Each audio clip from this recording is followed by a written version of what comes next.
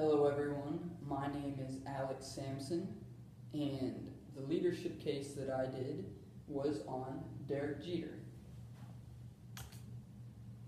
Now what I will be covering today is who Derek Jeter is, if you do not know him, what makes a leader, and then Derek Jeter's leadership on the field, with the press, and then off the field as well. Now, Derek Jeter, if you do not know him, many people do, however, but if you don't, that's okay. He was the New York Yankees shortstop and captain, and he just retired last year after playing 20 seasons, all with the Yankees. And the sport that he played was baseball. Now, what makes a leader? People have this vision in their mind that a leader is always the biggest or the strongest, perhaps the best looking, like in the movies.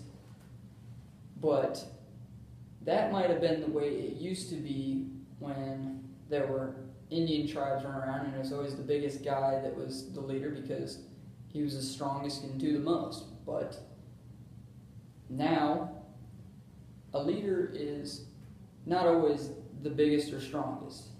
A leader is one who provides a vision and then motivates people and then brings those people together and is able to help them accomplish the same goal.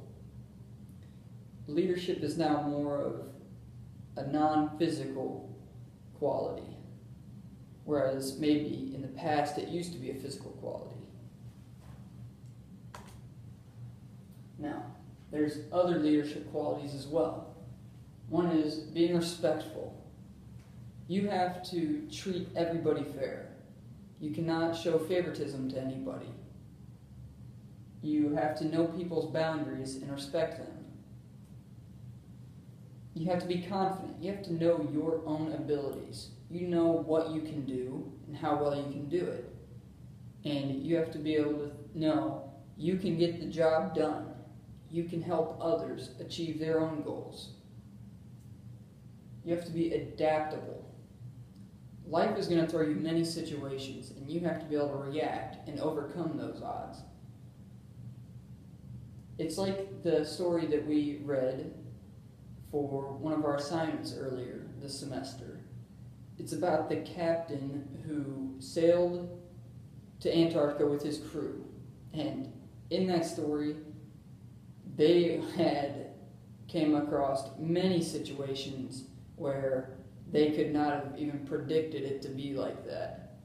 And every time that captain seemed to make a decision, and the crew, no matter what that decision was, they were behind that captain 100%. They knew no matter what he did, that it would lead to their safety and take them home. And that is an amazing quality to have. To be able to have that much respect from your followers or crew that no matter what you say, they're 100% behind you, ready to do it. Now, another quality is that you need to put others before yourself. In that same story, that captain had personal goals that he was going for. That's why they were going to Antarctica. And so when they hit all those different situations, he had to put the crew's safety for his own goals. And that's what a leader does. A leader is one who looks out for everybody, not just themselves. Now, where does accountability play? I believe accountability is a big part of leadership. Accountability is being able to take responsibility for your actions. If you say you're going to do something, you do it. So if you say you're going to be somewhere at some time, you're there at that time. Not late or just not at all. You're there at that time. It's big when you come into sports because everything has to do with everybody working together. It's the same way in life. You can't really do everything on your own. You have to depend on other people. So if you say you're going to do something and you don't do it, how are those people going to rely on you from then on? It's a crucial characteristic for a leader, or anybody that is. Now, Derek Jeter's accountability. He shows accountability in every aspect of his life, whether it's his on-the-field abilities, when he's talking to the press after a game, or his off-the-field life. He just shows class in everything that he does. Now, his accountability on the field. He performs every night at a high level. No matter what game it is, and what time in the season, he is out there giving everything he's got. And that's got to be so comforting for a manager to know that every game, you can go out there and number 2, right there at shortstop, is going to give 110%, and you know exactly what you're going to get out of him. He sets an example for the younger players. They see how hard he works every day in practice. Every game, he comes and applies what he does in practice to those games. And they see that work ethic, and they see, hey, that's how I got to play or practice to be that great. And it really helps the organization because those younger players then take that for the rest of their career, and then they apply it as well, and so the team grows and becomes better. I remember a certain play that Derek Jeter made that stuck with me for the rest of my life. There was a pop-up in foul territory just behind third base, and everybody thought it was probably going to be out of bounds or not even catchable. Well, Derek Jeter sprints as fast as he can from shortstop, covering a lot of ground, I might add. And he's at a full sprint, and he catches the ball, but when he catches it in the spot he's at, there's no sliding because then he wouldn't get to the ball. And he knew that if he was going to fully sprint and catch this ball, he was going to run into the wall. And when he caught it, shortly after, he hit the wall that was right in front of the stands, and it took his legs out, and he went flying into the stands. And when he came up, you could see just bruises on his face. He had cuts and everything. He completely sold out for that ball.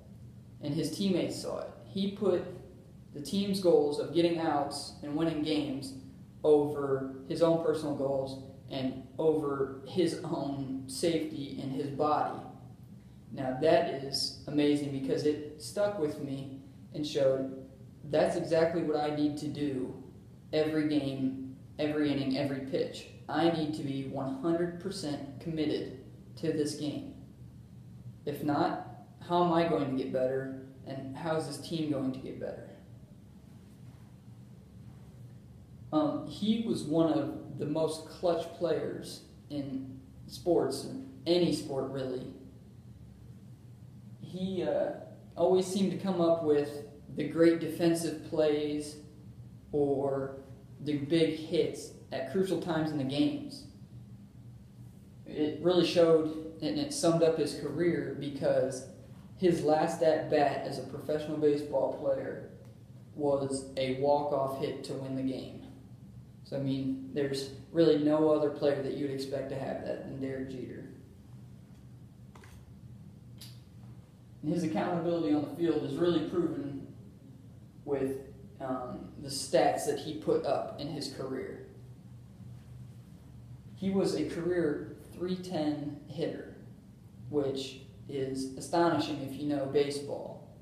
If you don't, that means he got a little over 3 hits out of every 10 at-bats on average.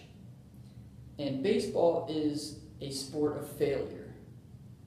That means you can get out 7 times for every 10 at-bats you have and still be considered a great hitter. I mean, it's got to feel great, but that's still a tough thing to do. And especially for him doing it for 20 seasons, averaging 310, that just, it blows your mind. He's had 3,465 career hits, which is amazing. And his 3,000th hit was a home run. He's had 5 Golden Glove awards. The Golden Gloves are awarded to the best defensive player at every position each season. He has won 5 Silver Sluggers, and that is an offensive award which is given to the best offensive player at every position as well. And he won both of those 5 times at shortstop. He won the Rookie of the Year award in 1996. So that shows that he had a great work ethic, and he applied that to games through even earlier in the career when younger players, don't always start out so hot because they have time to adjust. They need time to adjust to the speed of the game. But he has always been a fantastic player no matter what age he was. He was a 5-time World Series champion. And that is amazing. Even though it is a team sport and he couldn't have done that without the help of other players, he was still a very big part of all those championship teams with his abilities on the field and then his leadership in the locker room and off the field. Even in the 2000 World Series, he was named the most valuable player. So he was named the most valuable player of a team that was the best team in the league, which is amazing.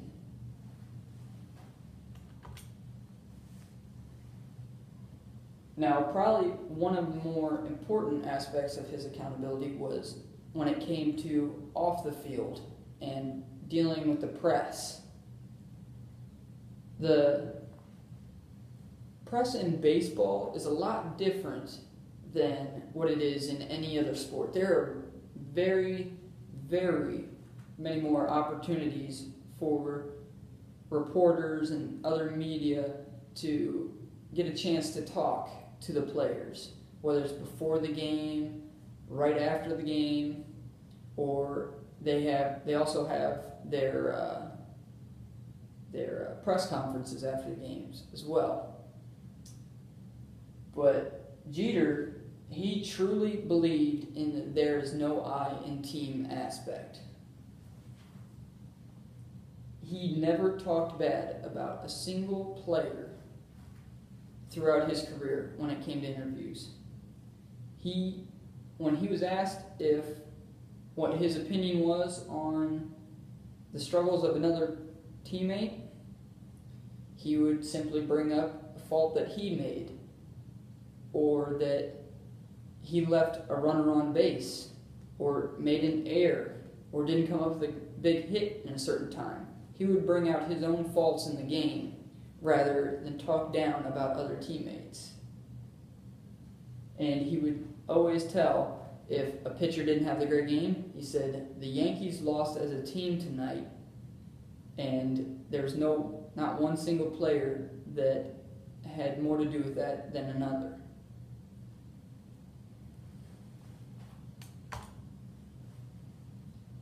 He also handled these situations extremely well when the Yankees would have a victory. He knew that he was always going to have people coming and wanting to talk to him about the game because he was such an icon for the sport. But he let other players have their chance in the spotlight after a game and do something that they don't always get to have, people talking to them or something like that. He would let them talk before he'd have anybody come talk to him. This quality has helped many players throughout the years extend their careers, maybe 1, 2, maybe 3 seasons, because a tight locker room and great camaraderie between teammates, that is crucial for teams to win big games or World Series. if you look back at any sports team in history, the ones that won championships were always the ones that were very, very tight with each other. They got along well. They didn't let off the field issues come into the clubhouse. Whatever happened off the field was their business. When they got in the clubhouse and on the field, they came together and had each other's backs. And when you get to be older and their abilities start to decline, there have been players that have been brought to organizations that are typically younger and have a lot of abilities but not really much leadership. These players are brought in to give leadership through certain situations when it comes playoff time and not many of the players have been there. These older guys can shed a little light on how things work or what the intensity is going to be like, and it helps out the process and calms people down. Now, Derek Jeter has great accountability off the field as well, almost just as much as he does on the field, maybe if not more. He has helped thousands with his charities and foundations that he has supported. He's won awards in the MLB for his community service. And there's a lot of players out there that show great community service every year. So to see that he has won awards as the player that has been the greatest community service giver, that is really an accomplishment. He's also the founder of the Turn 2 Foundation. When we take a look at that, it was created in 1996 during his rookie season. It helps children and teens avoid drug and alcohol addictions, and it rewards those who show high academics achievements and adapt to a healthier lifestyle. In doing so, they create these signature programs to guide kids towards this healthier lifestyle. They host special events where Derek Jeter can come personally speak to the children. He gives them his own messages about his personal experiences and situations he's been in, and it helps give a picture to these kids about how his life has changed because he's got a healthier lifestyle. And he uses his leverage as a popular person in our world and his integrity to raise awareness in children to make good choices every day. These kids, they want to be just like Derek Jeter. They will do whatever it takes to be more like him, whether it's practicing every day or having a healthier lifestyle. These kids want to be more like him, and they will do just about anything it takes to be like him. And the parents of these kids, they see that he wants to improve their lifestyle, so the parents are on board with it as well. The other charities that Jeter supports are the Entertainment Industry Foundation, Souls for Souls, and the Stand Up to Cancer Foundation. The causes that are supported in these charities are all related to the improvement of the youth lifestyle, medical attention, poverty, and then substance abuse as well. Now, wrapping up, Derek Jeter, as I told you, was the New York Yankees shortstop. He's the captain. That's what his nickname is, known as the captain. He was a great player on the field. It showed in his abilities and his stats, but he also showed great accountability and leadership when it came to his on-the-field abilities, off the field, and then when handling the press. And he's truly a great leader and person in his life because of this. And he has rubbed off on many people and improved the lifestyles of many children and given them futures because of what he has done with his foundations. And It is something to marvel at because we need more people in this world that live their lives like Derek Jeter did. Thank you.